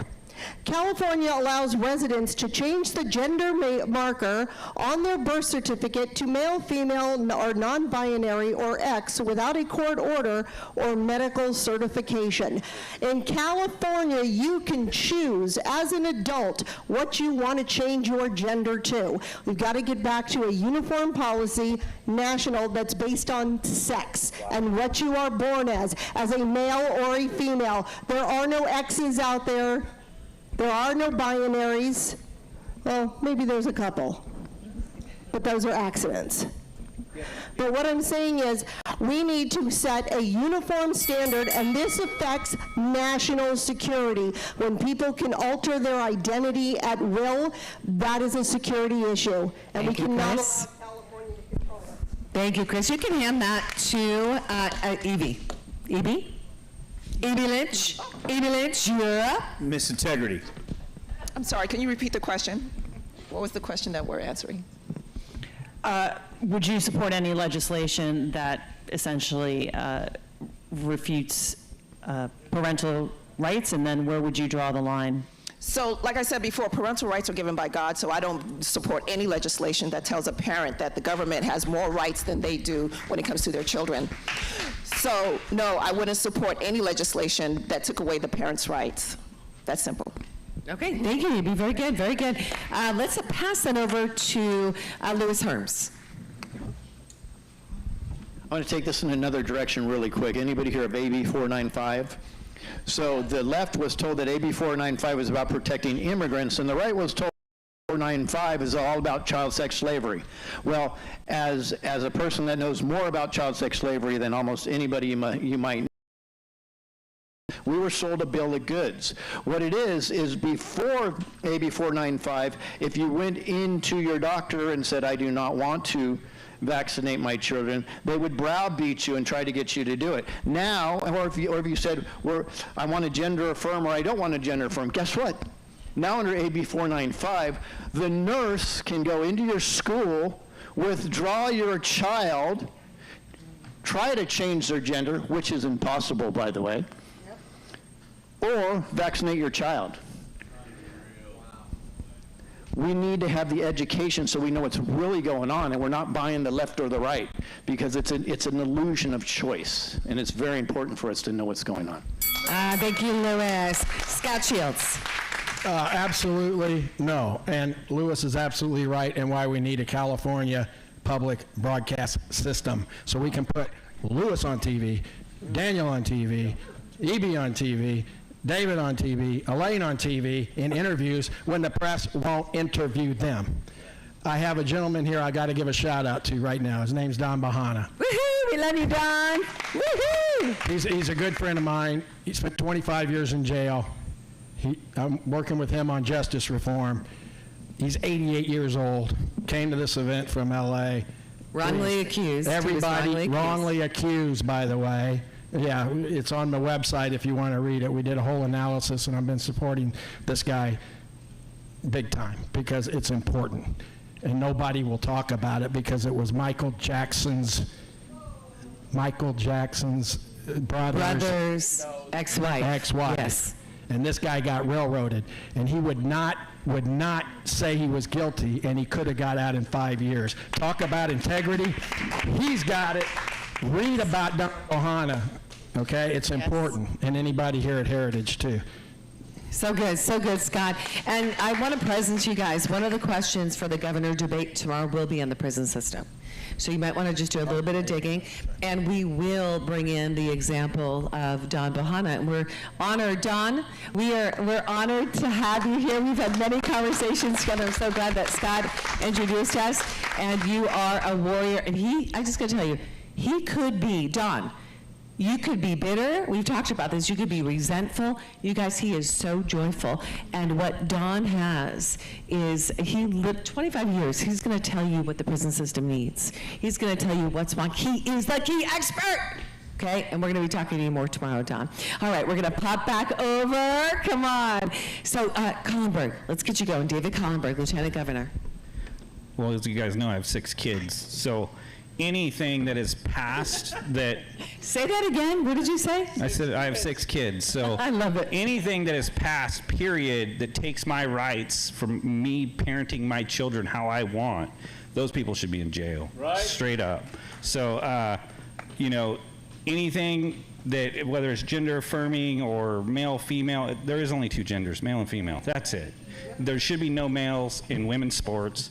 There should be no males in women's bathrooms, period. And if there is, whoever allowed it should go to jail, straight up. Thank you. Well said, well said. Let's get that mic down to Sean Collinson. Sean Collinson for Lieutenant Governor. Look, the government should not be dealing with kids. They should not have any authority over our kids, period. I am a girl dad. I have 2 girls. Oh. I do not want biological males having in sports with my girls, any legislation. I'm a hard no, period. End of story. I don't even have a lot to talk about on that subject. As the Lieutenant Governor, I would sit as the President of the Senate to break crucial legislation that comes across my desk. Automatically, it's a hard no. I will break that tie in 2 seconds. There'll be nothing to discuss, period. So anyone going into our schools, talking to our kids, I have a 13-year-old son. I just want him to enjoy his life, be healthy, have fun. I don't want the government hands anywhere near it. Right. Period. Anyone discussing it with me, if you don't align, don't stand. We cannot stand together if you have any other opinion on that. Thank you, Sean. Thank you, Sean. Jennifer Hawks. California State Treasurer. Well, first of all, I know for a fact I'm a woman. I don't have to have anybody try to I am. And you know something? This goes all the way back to Genesis 1, and nothing has changed. He made them male and female. Well, I can't affect what's going on in the legislature, and I can certainly support the initiatives of the governor. Where I'm going to have a voice is, one of the things that they've already pushed through is this community school. Have you heard about it? $4.1 billion has been added to the school systems to create these community hubs. Basically, it's 12 hours of influencing your kids. Yeah. So that's how they're kind of doing a roundabout. Well, how does it affect my office? Let me tell you how it affects my office. That puts pressure on the pensions, because now we're going to have to hire staff, healthcare individuals, and everything else that are going to be going back into the school system, which puts more pressure on the pension, and all of those pensions are already underwater. Most of them are sitting at about 70% under, or 70% funded. And anyway, that's how it's going to affect you and me as taxpayers. Thank you. Thank you, Jennifer. And let's pass the mic down this way. Elaine. Elaine Kulani. Ruh-roh. Get off your phone, Elaine. I'm Kulani, and I'm running for governor. If I'm governor, I am going to work very hard on school vouchers. Why? Arizona's a school voucher state, $17,000 per student per year. School vouchers take away the money that goes into our state education system and give it to the parent to make a decision, which creates a competitive school environment. Nobody wants to go to a school where kids are mandated to get vaccines or other things, change their sex, whatever it is. You want control as a parent. I don't think it's really kind of an iffy question. My answer is straight up no. I would never pass any legislation that has anything to do with taking any kind of parental rights away. But it's a big state, and there is a lot of indoctrination. And it happens all the way to school and into college. So your kids are being indoctrinated and microdosed, and eventually the kid that you raised as a conservative is a little social commie. I have one. So the best thing to do is take the power and the money away from the schools, give it to the parents, and let them put their kids in a school of their choice, specifically one that's not indoctrinating your children. Why is my microphone? Thank you, Elaine. Because your desert went off. Okay, so who is still remaining on this question who's not answered? I think everyone's, oh my gosh. We just made it through all the questions. Was that amazing? Yes, we did. A round of applause for these guys. Well done, you guys. All right, here's what we're going to do. We're going to take 30 seconds. We're going to go right down the road, boom, to the end. What, 30 okay? seconds for what? Look, do you want to say something? Do you want to speak? Yes. Just 30 seconds. You got media waiting for you. I came all the way down here to say some stuff. Well, tomorrow we've got a debate too, and the election transparency piece of it as well. Okay? Oh, you can't be here tomorrow. Just remind us who you are and what you're running for. Well, hold on. I'd really like to talk to you guys about what's happening with the governor's election, because we're in a bit of a, I'm sure you all saw the debate, right? Everybody saw the debate? All right. The Democrats are going to coalesce, no offense. They're going to coalesce. They're going to probably, I think Katie's out first, and that's about 15 points, and that will be divided by then 3 Democrats. Do you understand? And then, pardon? Well, hold on a minute, okay? The Democrats are going to coalesce. They've been at this a really long time. Act Blue has raised $1.5 billion. They outraise us 8-1. 8-1. You want to win this election, you have to have a middle podium. And I'm not lobbying for me. Vote for me, you vote for us. That's not the point. The point is, if Katie Porter drops out, which she will because they will find her a cushy job, her 15 points will be spread between Democrats. They are not no one voting for Katie Porter is going to vote for Steve Hilton or Chad Bianco. Do we understand that? Can we agree? Where do the 15 points go? To the other remaining Democrats. Then they get rid of Becerra. How do we know this? Because Katie went after 2 candidates. She went after Becerra and Steyer, but not Mahan. Why? Because Act Blue has put $10 million behind Mahan in less than 8 weeks. And they gave Becerra $650,000 to get him onto the debate stage after we lost Swalwell. They're going to coalesce. If we don't have a middle podium, they will win. You have to push please, for polling and a debate stage. Polling and a debate stage. If I cannot debate, I cannot poll. If I do not poll, I cannot debate. It's a trap, and they're using it. Emerson polled Becerra at 10 points and gave him $650,000 to get him on the debate stage. Why? Because those points stay with the Democrats. They cannot control an independent podium, and they can't control the Republicans. They might be able to control Steyer. He's probably last to go, but he's going. Sure as the sun is coming up tomorrow, there will be a Democrat that gets through the primary. And now you have a 60% stronghold. If you want to win, you got to have an independent. That's all I'm saying. Thank you, Elaine. Thank you. Thank you so much. Thank you. I'm going to touch on something that Elaine brought up that was really important. You all need to do a deeper dive into Act Blue. Okay, there's a reason why they have the money and how they're utilizing that money. But if you haven't seen Operation Clean Sweep 1, 2, and 3, I want you guys to watch that. That's at takeyourpowerbackshow.com, Operation Clean Sweep 1, 2, and 3. It'll show you how that money is being funneled into Act Blue. And they have been recently disclosing this over the past week, okay? They're utilizing what's the word I'm looking for? Look at where that money is going. Fraudulent mortgages is one of them as well. So the corrupt money is being utilized to fund corruption. Right. Okay? That's what's happening in this state. So I just kind of wanted to put a little pin in that.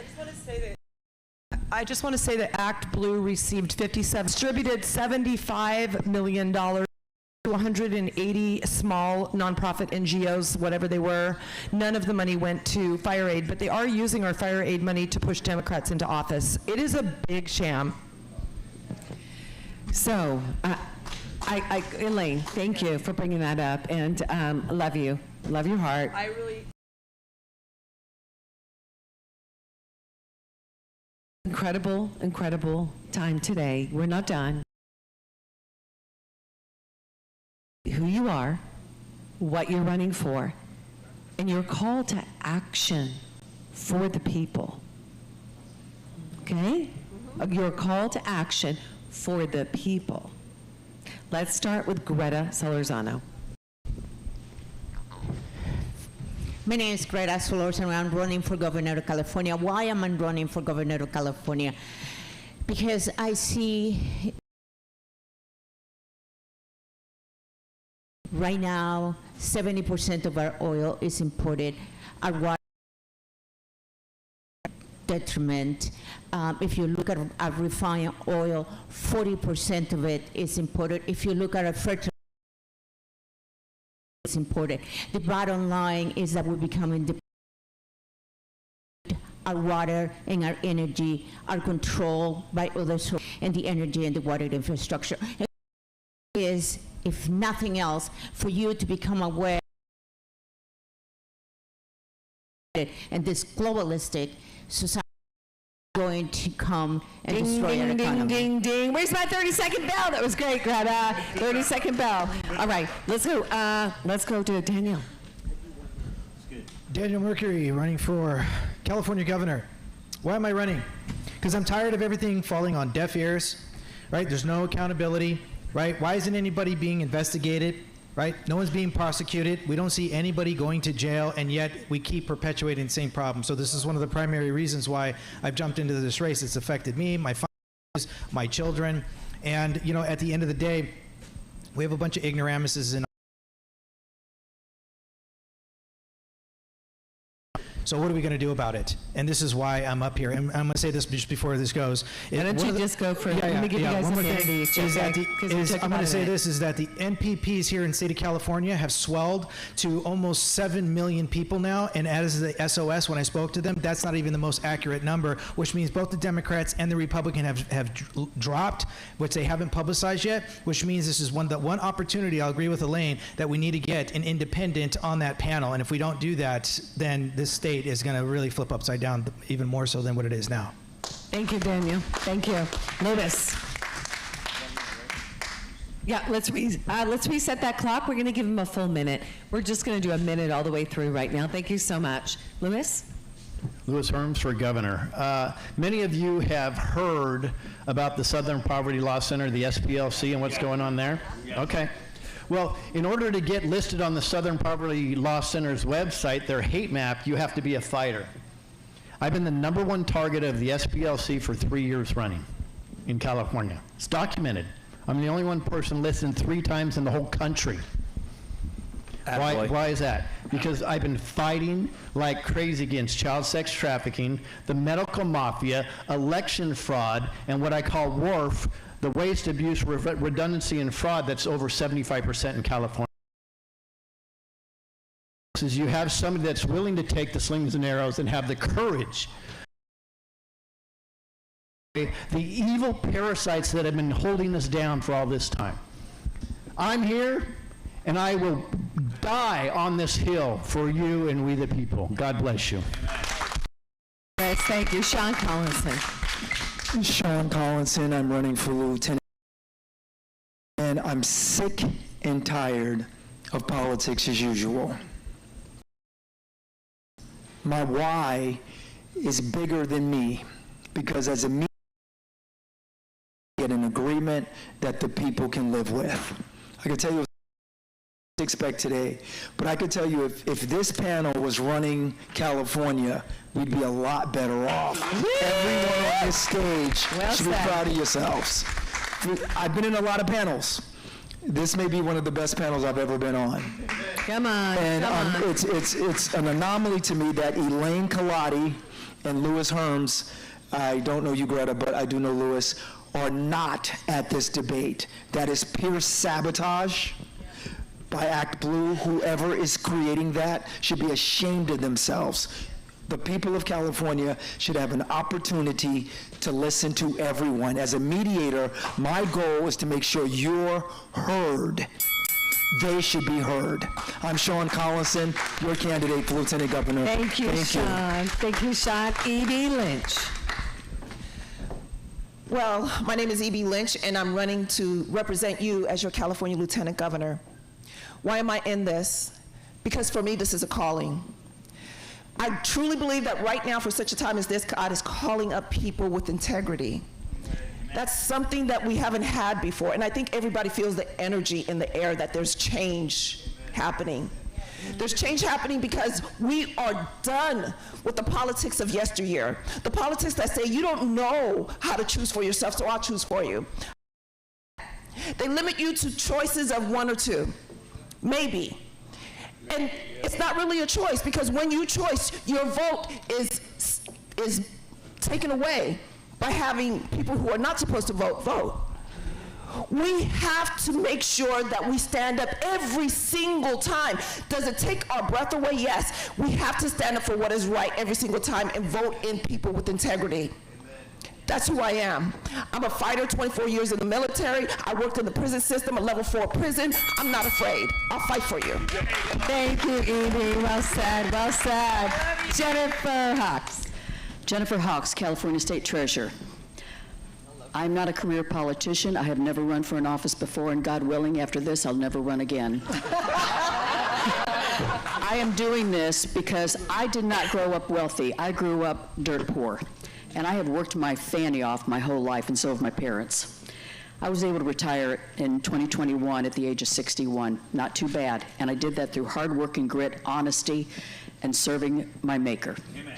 I'm back in this because I realize that the fiduciary responsibility of this state is in trouble, and I am determined to step into the game, grab the bat, and swing hard. I'm going to go to Sacramento. I'm going to figure out what's going on in that treasurer's office. I can tell you right now, it's probably not going to be very good from what I've found so far. And I'm going to be a part of the solution to get this state back on track again. Jennifer Hawks, California State Treasurer. Thank you. Thank you, Jennifer. And Christine Bish. Christine Bish, candidate for Congress in California's 3rd Congressional District. I'm the only federal candidate on this stage. And I am running in the 3rd district. Why? Because California pushed us into Prop 50, where they are trying to gerrymander our state. They're trying to gerrymander every state in the country for one reason: to take back control of the House of Representatives, to put us into 2 more the agenda going forward to stop the securing of the border, to take away national security, to starve our farmers, to corrupt our children, to make sure that we are not a secure nation. So the call to action here is, if you are in the 3rd Congressional District, I humbly ask for your vote. If you are not, you can go to bishforcongress.com. That's bishforcongress.com. You can volunteer, you can donate, you can make phone calls, you can help us share on social media. The fate of this country determines where we're going to be over the next 2 years, and you need to send a bish to Congress, and I'm just the bish to get things done. That's good. Well done, Chris. And David Collenberg. I'm Siskiyou County farmer David Collenberg. I'm running for lieutenant governor. If we don't fix the water in the north, we will not have water in the south. We're in the breadbasket of California right now. And if we don't elect a farmer to go fight for this, we're gonna go hungry. The government's gonna control our food. It's gonna happen. I'm the only candidate for lieutenant governor that my ballot designation is farmer. So when you guys go vote, vote for a farmer. Thank you. Well said, David. Thank you. Scott Shields. Scott Shields, shieldsforgovernor.com. This is important. I put this out to Fox Media, I put it at the Epoch Times, I put it to Newsmax, I put it to CBS, I put it to ABC, and I put it to the other one, CBS. None of them have replied yet, and none of them will do it. I need Steve Hilton or Bianco, who are the 2 leading Republicans, to hold a debate with everybody that's running. I've met a lot of Democrats that, just like you as independents, that aren't on the top tier, that are as sharp as you, and they don't get a voice either. I'm one of them.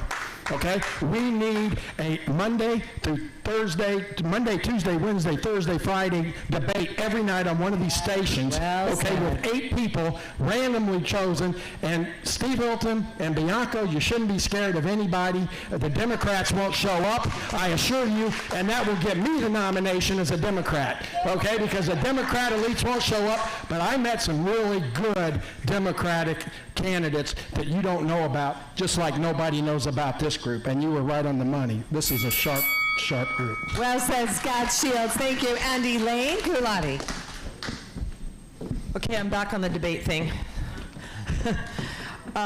This might take longer than a minute. I just want everybody to understand how this works. When you do a poll, the largest poll in the country is the UC Berkeley poll. They poll 3,800 people, but only for presidential elections. I'm ignoring the clock. There are other polls, Emerson, Madison McQueen. The average poll size is 100 to 400. Okay, so 5,000 people make a decision what the polls are in California, if you add it all up. And they wash and they repeat and they wash and they repeat. So none of this matters if you don't get the phone call and fill out the poll. That's how the polls are made. That's how the polls are made. What's worse is the questions on the poll say, do you like these Democrats or these Republicans? It does not say, do you like these independents?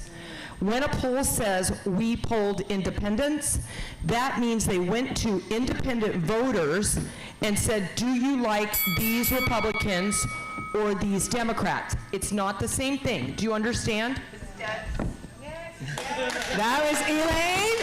Excellent job. Can we give Elaine a hand and can we give our candidates a hand? KaladiForCalifornia.com. KaladiForCalifornia.com. There we go.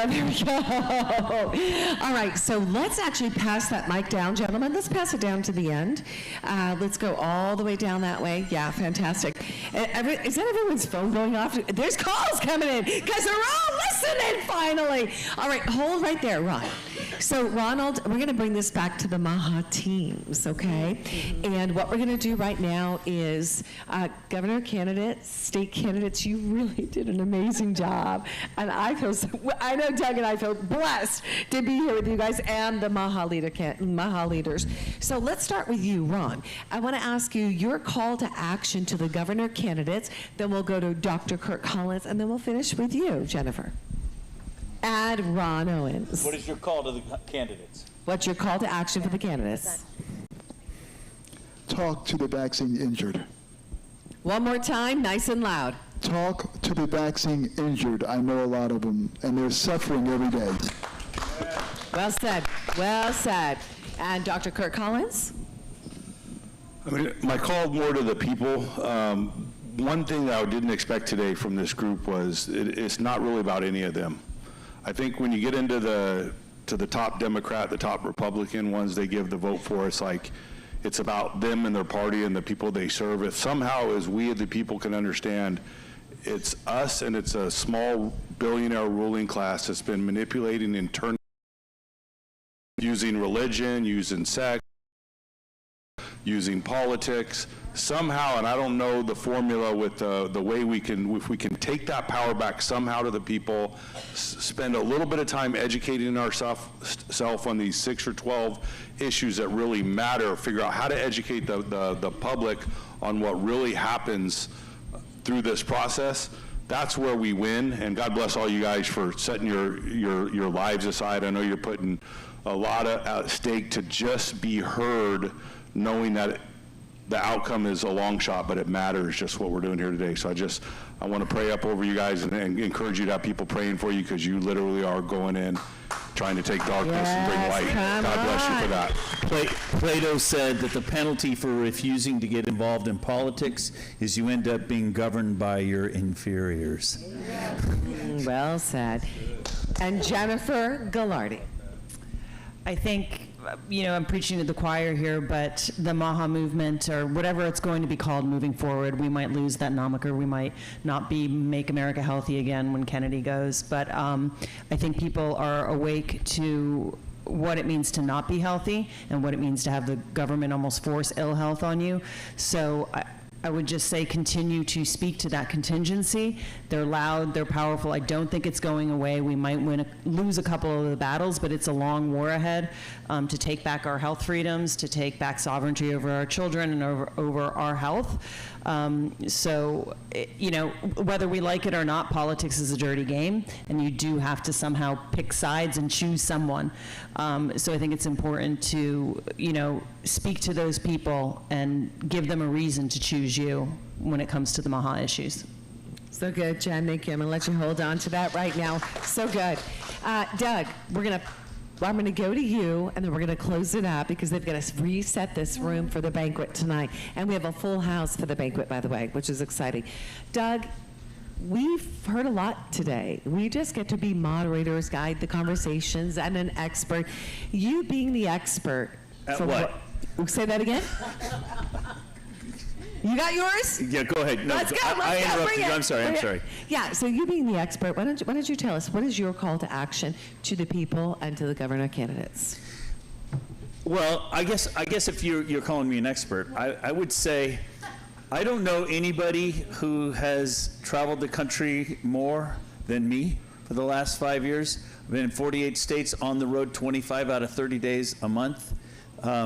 And working with grassroots teams. And the lesson I've learned, to your point, is that the solution isn't top-down.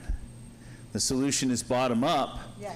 And the solution is when citizens engage the local government, when citizens run for school board, when citizens become county leaders and whatnot. And that doesn't happen unless we have good elections. And so elections are kind of the elephant in the room, which is why that's what I focus on. I tell people all the time at the story with David and Goliath that Goliath wasn't the problem. Goliath was the elephant in the room. The problem was that the children of Israel were hiding in the hills.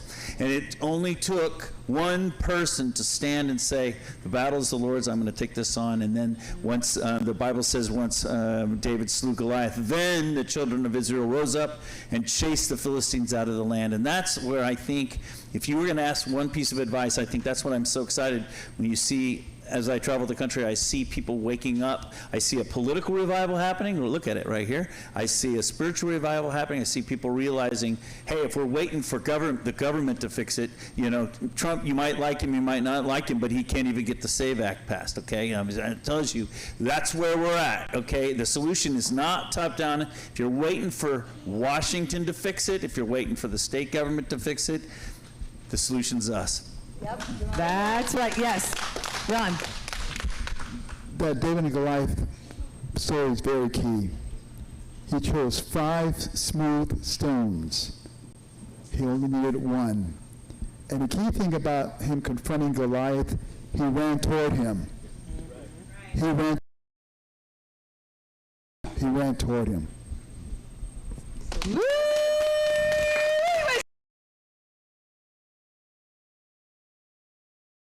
Amazing. Maha leaders, amazing. Rich. So get ready, because tomorrow is a big day. From the bread basket to the ballot box, it's all connected. We are taking our California back. A special mention to every single one of you guys. You are warriors. It is an honor to be on a stage with you. It's an honor to do this journey with you guys. So big thank you to our live streamers.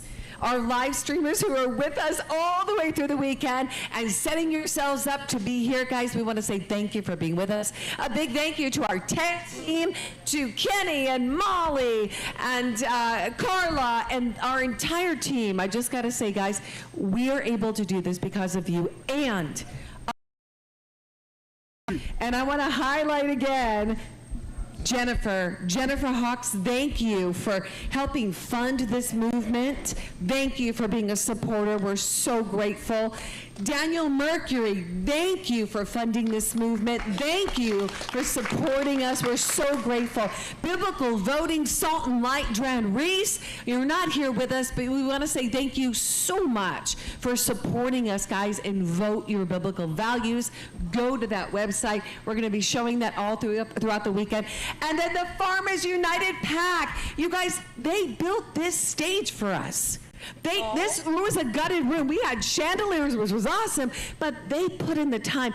Robert Solari, who worked with our entire tech, I think he's had an hour's sleep, guys, from last night. No joke. I mean, these guys, amazing. Just the Farmers Pack, you guys, thank you for supporting us. And last but not least, we got Chris Bish. Chris Bish was an awesome funder too. Great supporter. Chris, thank you for helping fund this movement. And for all of you that participated, our live streamers, you guys coming here, supporting us by purchasing Take Our California Back t-shirt. You guys go get your t-shirts today. They're at the back of the house. And you guys get a t-shirt to take with you. Wear it for sure. So we want to say again, and I'm going to sit down with these guys and be right with them. I know. Thank you guys. We love you so much. And you know, I'm going to pray us out before we go right now. We're just going to close out and pray. I'm going to encourage you. And by the way, one person I didn't mention that I need to mention is Michael Wayman. I see you back there. The big old bus. Can we give him a hand? He has helped fund this movement. You want to support Michael's bus. He's awesome. Dr. Sarah Sun Lu as well as a great supporter of the Take Your Power Back show. We love you guys. So let's bow our heads for a second. You know, I'm not going to say bow your heads. Lift your eyes to heaven. Lift your eyes to heaven. Look up. Look up. Father, we come to you. You are the provider. Father, you give us the soil, you give us the seed, you give us the food, the water, the nourishment, you give us the oxygen. Father, you give us everything we need to be sustained. You give us your word that sustains us. You give us hope, Father. And for all those, God, right now that experience or are experiencing weariness in this country, you say, Father God, that there's no rest for the weary, but those that rely upon you, Father, you will allow them and your time to soar on the wings of eagles. So we do not need to be weary because you will refresh our souls. So Father, we pray that you bless these candidates right now, that you bless them, you touch them from the crown of their heads to the soles of their feet. We pray for these Maha leaders. We pray for the audience here and our listeners, our live streamers. We pray, Father, that you begin to give them downloads from heaven. You give them a keen ear to hear your voice, eyes to see what you call them to see, and that heart afresh to restore them fully into alignment with you for me, for all of us today, Father. If my people who are called by my name will humble themselves, seek my face and pray, and turn from their wicked ways, I will hear their voice. I will forgive their sin and heal their land. And we're praying for the healing of California. We love you and the healing of this nation. We praise you in Jesus' name. We all say, amen. Welcome to day one. We'll see you tomorrow. Day two. We love you. God bless you. 8:30 a.m. Stockton. Good job. Good job. Wow. I want to get a picture with you. Let's do it. Something doesn't feel right. Let's go by our table. Across California, people are starting to question the systems meant to